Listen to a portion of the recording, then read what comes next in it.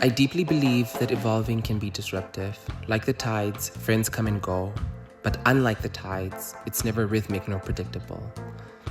I've often held on to friendships too long that don't serve me anymore, only to be destroyed in the process, always needing to rebuild myself before moving on. Now I realize that healing means recognizing that you have to self-reflect before you move forward, because you can become the destroyer of your future friendships yourself. I think this is it. I'm going to see one of my neighbors. The reason being, she took me out to the store like a few days ago, to this Chinese store called the Great Wall. And while we were there, like I got a few snacks, whatever. And then we were waiting in line, and there's only one cashier. So the cashier was checking everyone out. And she was talking quite softly. She wasn't loud at all. Like you could barely hear what she was saying to the other customers. And then my friend goes up, she gets checked out. And then I go up, and I only brought one card. My stuff declined. And this cashier goes ahead and yelled loudly to the entire store that my card declined. I was about to cuss her out. She was lucky that the girl I was with is not a rowdy girl, so she wouldn't have like appreciated me cussing out the cashier. So I let the cashier live. So I made her a floral arrangement. I'm not that good at floral arrangements, so like I'm gonna show you guys the best. Just to thank her for paying for my bill, and she wouldn't take payback. I was like, let me Venmo you, let me whatever. She wouldn't. And it also had me thinking about just friendships in general, because I was supposed to be in New York right now. Like right now, it's supposed to be New York City for a girl sleepover. There were some of my friends. So this group of friends is a very dear group of friends of mine. One of the friends from that group and myself had a fight like I don't know if it was a few months ago. It was a few months ago. And the group sort of sided with her and distanced themselves from me. This really did hurt me, but I sort of understood, and I sort of just processed it and moved on, because I was like, if they're going to distance themselves from me, then unfortunately if they picked her, then they picked her. But me and her never got a chance to talk things out and sort of like iron it out. And at the beginning of this week, I get a call from one of our friends from the group. She calls me and she's like, hey, we're having a girl sleepover in New York, so-and-so's house. Like the entire group has been missing you, and it would be nice if you came. Now, this made me feel a certain way, because if the entire group has been missing me, why hasn't anyone like reached out?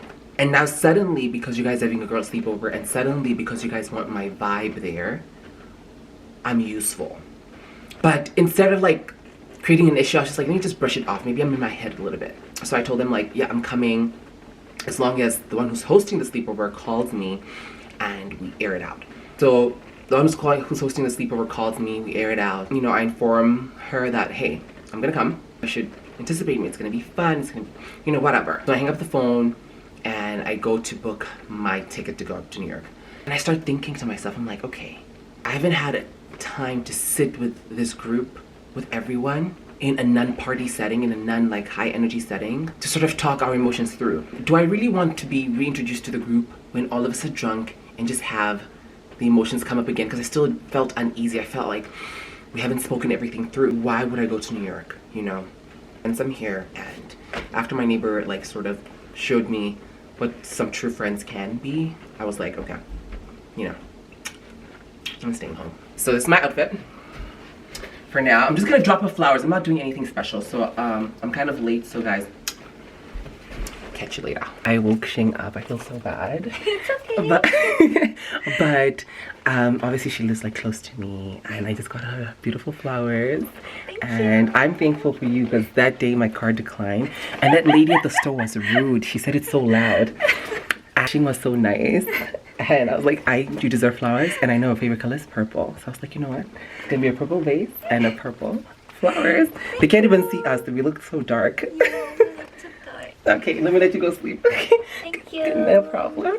Good night. Good night.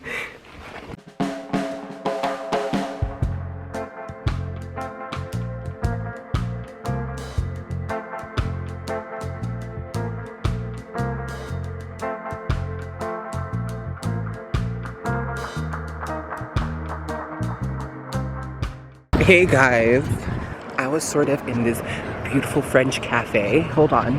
I was in this beautiful French cafe like just drinking my matcha and reading a book until I realized this is the funny thing about life. A bitch is always busy and doesn't have enough time to literally sit there and just live a slow life. And honestly, reading a book and drinking matcha in a French cafe is productive as can be. It's cute. It's like, you know, it does the things. But I realized that I have a few things to do before I go home. I have to buy some few things that I need at home. And it's a lot of these small activities that eat up a lot of time in my life. Fuck. So yeah, the thing is I need a keyboard. I need to buy some food before it gets dark, because it gets dark so fast these days. And I'm just enjoying like the old town. I'm enjoying being outside. So yeah, I can read my book later on at night before bed. Take a bite of the sandwich real quick. So good. I was so hungry. I was about to faint. That's how hungry I was.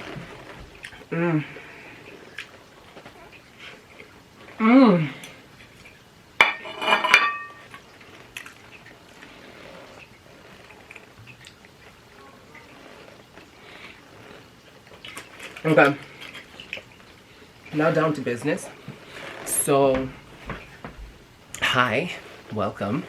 So I'm back, and I know I'm wearing the same outfit I wore like days prior, earlier in the week, but like I only wore the outfit to go and like see someone in the neighborhood, and I didn't really like make use of the outfit, so I'm repeating the entire outfit today with a few like alterations. I might show you guys the outfit later on. So I'm wearing sunglasses, right? Because I haven't slept. My eyes are just like very bloodshot, so I don't want to show you guys like my eyes. I don't want to show bloodshot, tired eyes on camera. But they had me thinking about, I guess, a friend slash neighbor. And this guy is a straight guy. I normally don't like making friendships with straight guys because it's always been like a very touchy thing for me. I've never done well with straight friendships. Straight guys have always like beguiled me or like taunted me growing up, so it was always like a trauma point for me. But with this guy, I connected with him and we had like a good blossoming friendship. I started realizing that I was more of a sounding board for him. I felt like he wanted to be friends with me only because it was too heavy for him to carry his own emotions. So he sort of like put his emotions on me so I can process them. Perhaps he had no one else to like talk through his emotions for, and I sort of just took the weight of that. There's a cultural difference. He's older, and I hate talking about race, but he's white as well. And there's a little bit of a cultural difference here because the kind of jokes he makes, for me, I wouldn't say I'm sensitive about the jokes he makes, but I just don't find them funny, and he thinks they're funny. And a lot of the jokes he makes are very dated, they're very old. It's not jokes that a Gen Zer would find funny, and I don't. I felt like it was a little bit one-sided because I was nursing his emotions for such a long time, and he honestly didn't know how to be there for me as a friend unless being there for me meant it was entertainment for him. He could only be there for me if he was being entertained or he was having fun. And you know, as a friend, you're supposed to be able to be there wholeheartedly and support your friend regardless if it's not as fun for you to do so. And he just couldn't. So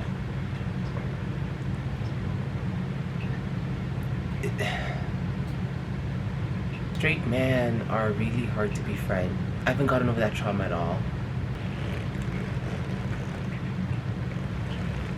I don't know. I really don't. And I shouldn't put people in a box. I really shouldn't make it about straight men. So it kind of made sense. He didn't have friends. I was shutting mine out. And we lived close to each other, so you know, destiny did what destiny does. It put us together. And I feel like it was just a friendship of convenience at that time. And you know, when you just meet someone and you're just trying to find the best in the situation, so you smile, you laugh at anything that's possible, you find connection points anywhere. But as the friendship ages, you start realizing how dissimilar you guys really are and how much you're not willing to sort of feed the fire anymore. Yeah, I just feel like I'm rambling now, so... Oh! And actually, you know what made it so interesting about the plants that I'm misting? So I'm misting 2 plants, right? One of them is my money tree. A money tree normally represents good luck and prosperity, which is also representative of this chapter of mine where I'm sort of mudging through a lot of friendships that might not make sense to me and having to trust on luck and having to trust on the fact that letting go of some people can bring you prosperity if you're really like devoted on it. So like it's interesting that I'm misting my money tree because I have a lot more plants in the house. I'm also misting my golden pothos. Golden pothos are like sturdy motherfuckers. They grow through anything, like all odds. Like there are some times that I haven't watered this motherfucker right here and she has grown. And look, it's so green, it's so luscious, and it's literally winter where I am. So this is very much a plant that symbolizes like growth and goal setting and budging through any sort of resistance. So it is so symbolic that I'm watering these 2 plants today.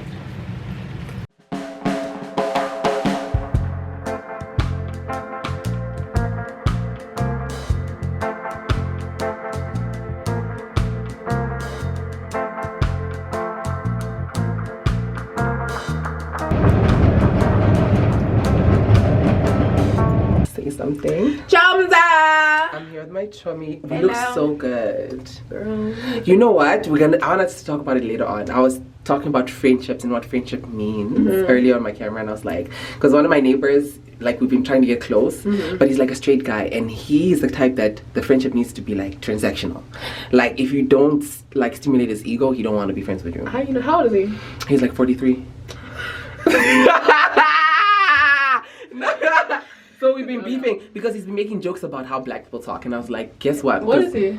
He's white, and he's cool with black people, right? Because he grew up in Norfolk, and he's like, nah, I don't know why you guys, because this black guy said, y'all ain't got Heineken, and he's like, I don't know why black people talk in the negative. I'm like, you know that guy's educated. If you told him to write something down, he won't write, you ain't got Heineken. Right. It's just like when we talk, we talk. Language. That's a vernacular. Like exactly. It's not that we don't know how to write formally. Like we know how to write formally. It's our fucking language, and we choose to speak that way. Who was the guy talking to? And he was like, I understand that. I'm like, oh, you don't understand because you're making a joke about it. Right. If you understood it, you wouldn't make a joke about it. Because at the end of the day, we know how to speak formally if we need to, but our language is that. Yeah, you understand? And that's why I was so so here for them making AAVE a language, like African American, because you really, even me, like I will literally flip that switch on and off so quick at work. Exactly. I feel like my job really taught me how good I am at that shit. Because this is my first time working surrounded by black people, pretty much all fucking and now day. It's naturally, like, so you don't have to switch. It's like little spurts. Like, you got a few white people here and there, but like most of the people I'm interacting with all day are black people. Even throughout the day, like when I'm interacting with my white coworkers, I'm shifting because I'm like, they're not, I know that there's, if I say y'all ain't got, they think it's wrong. Right, they're gonna be like, huh? Or they're not gonna understand. They're not gonna understand. Register compute to them immediately because they're the ones that are slow. Exactly. They're the ones that are slow. Because I can hear what you say in your vernacular, but you can't understand. And that's what I told him. I'm like, why can't you adjust? I can compute that shit at the same speed. Tell me about it. They say that shit to you, and you're gonna be like, huh? You're gonna be like, what? But you say anything to me, I'm gonna pick it up. You speak the King's English, I'm gonna pick it up. You speak like you from the Bronx, I'm gonna pick it up. You speak like the fuck, bitch, because we're smarter than you. Stop. And that's what I was telling him. Don't piss me off. Don't piss me off. Because we'll speak both. Yes, it's recording. Oh yeah, it's late at night. We had long ass shifts. We are bad bitches in the night. Bad bitches in the night, bad bitches in the day. Right. Bad bitches in the day. I was recording. Fucking 7. I didn't realize we were recording already. Okay, then we good. Michael, come here. Okay. Quick backstory. I just said our next song choice. I looked at my best friend like this, and she says Steve Lacy. Now, if this bitch picked this song in my head, who knows? Let's let the train pass. If she picked, oh, let me look. If she picked only if I fuck her up. Alright, go ahead. What you say? I'm scared. What she whispering? What I just whispered to y'all. What I just whispered, I said, if this bitch play only if. Oh my. Yeah, that's what you play? Show that shit. To travel through time. This bitch living my brain.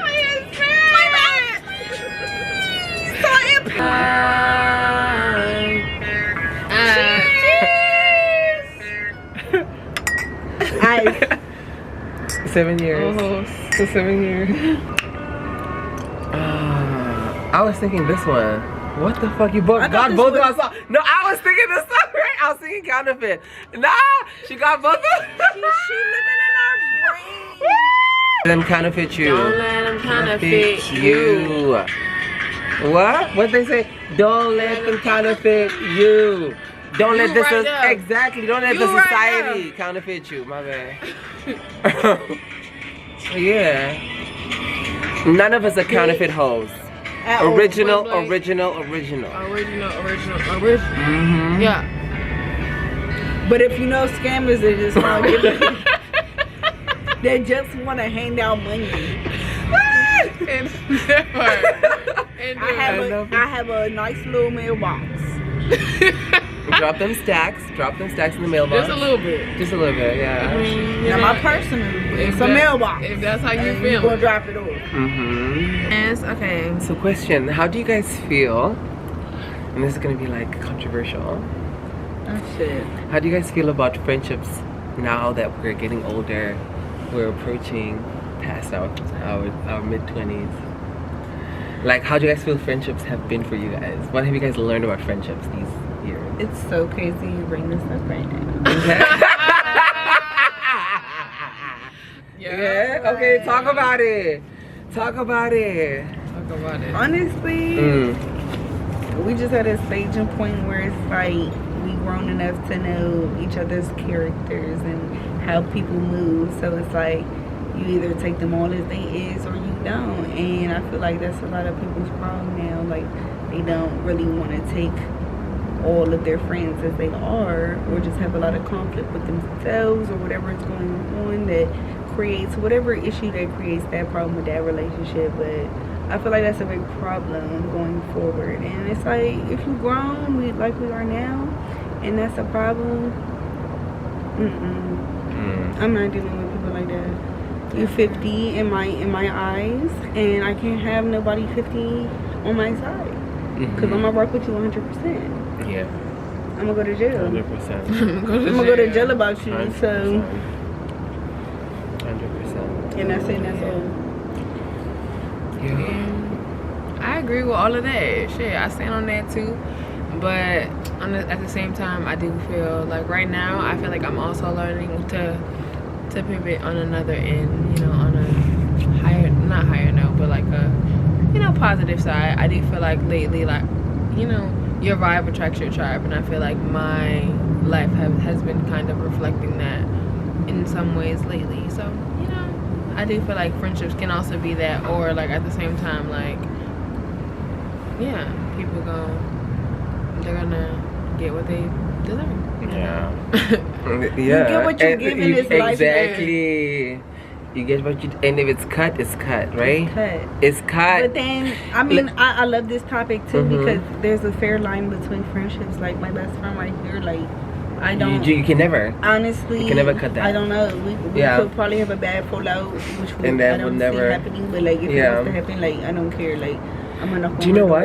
That bounces off what I'm about to say. I was about to say that when I was about to say with grown friendship, you gotta be able to communicate. If I can't tell you what's on my chest without us getting too fucking wild about it, I should be able to tell you what's on my chest, no matter how it comes out, and you should be able to understand what the fuck I'm saying and how I'm saying it. Now I got a question. You know what I'm saying?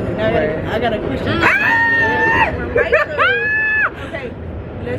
Okay. Let's say you locked in with a friend for some maybe like 2 or 3 years. Okay. And they're in a relationship, with someone, and it's a year going on, right? And let's say, you know, you and your friend have a little spat, and it's a bad spot. Alcohol was involved. Okay. Okay. So I'm a little. But she go ghosting me for like some weeks and do some weird petty shit on social. How would you react? And mind you, the ever tea too. This petty shit that you did, this one time out of the 3-year span. Yeah. Her nigga do it all the time. All the time. Oh, she's like, she loves that behavior, but in her nigga, she's accepting that behavior. Yeah, but I'm your bitch.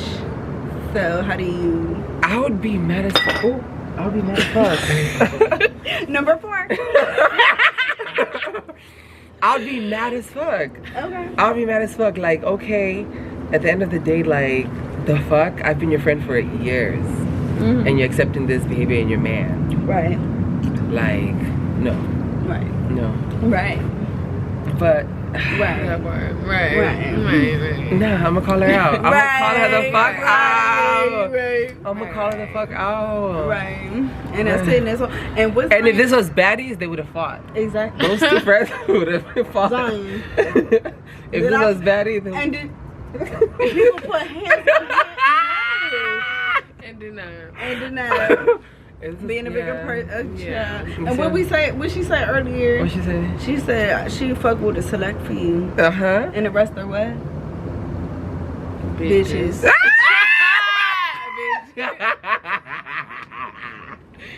Get the fuck out. Bitches. I'm so, you guys are making my life right now.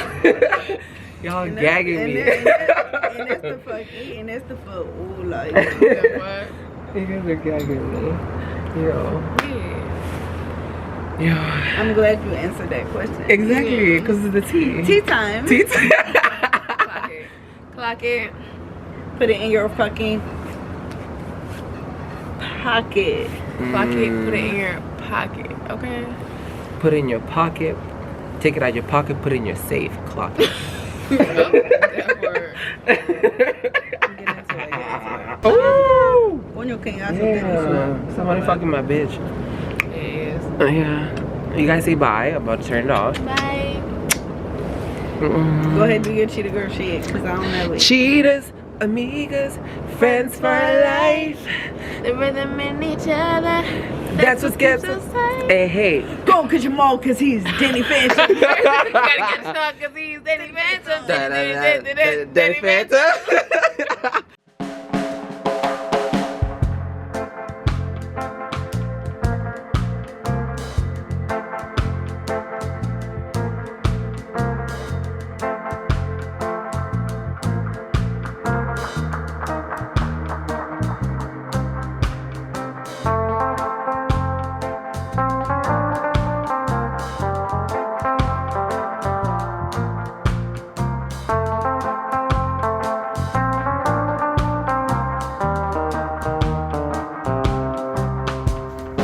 There comes a time in life where you realize you're not really okay showing up as you are. And you know, I've always told myself that you have to be fully flowered or unflowered. Wherever you show up, you should show up as you are. And you should be as authentic as you are, unmasked completely. But sometimes I find myself like super masked. And let me say this entire week has made me reflect about my friendships and how I interpret my friendships, and which friendships are not serving me anymore, and which other friendships I should like reimagine. And I'm telling you, I found love in my friend Zai, you know, and she's always been like someone I love so deeply, and I don't know why I stepped away from our friendship knowing that it's a deep place of love. And you know, I hung out with Jade too, who's a friend of mine, through her, and I realized how much embrace I have. And also this, you know, this week I felt so much love. As much as I felt like I'm masking myself in front of those who love me and questioning why I mask myself in front of those who love me, I've still been loved unconditionally. My cousin Opalili is one of them. You know, I felt love, and I just had to send him a text, you know. I had to send him a text saying how much I embrace and how much I love him, and how much I, you know, the burden of being so loving is a lot, and he's going through those kind of things. He's going through loving people too much and not being reciprocated with that love. So finally I was just like, I need to tell him how much I love him, and I sent him a huge message, out of the blue. But I often find myself around people that love me, I still feel, I don't feel whole all the time. In the sense, like, I don't feel like I can open up to the deepest parts. And I feel like fully unmasking is overwhelming for me. And fully sharing every emotion. I guess I can be honest, but not transparent to people. And let them know, like, everything that's happening in my internal landscape. For such a long time, I've been comfortable with my inner emotions belonging only to me. And now that I'm at a place where I want to fully unmask, I'm realizing how uncomfortable unmasking is. And whether transparency is ever a thing I'm gonna love. Honesty is amazing. I love honesty, but transparency is something else. And I love my friends. I love my family. But I truly am realizing that my understanding of friendship and love is something I have to figure out. It's so different from what other people interpret friendship and love to be. And I can't live on the intersections of those definitions anymore. I cannot. But at the same time, I don't want to give in to other people's definitions of love and friendship and support and community.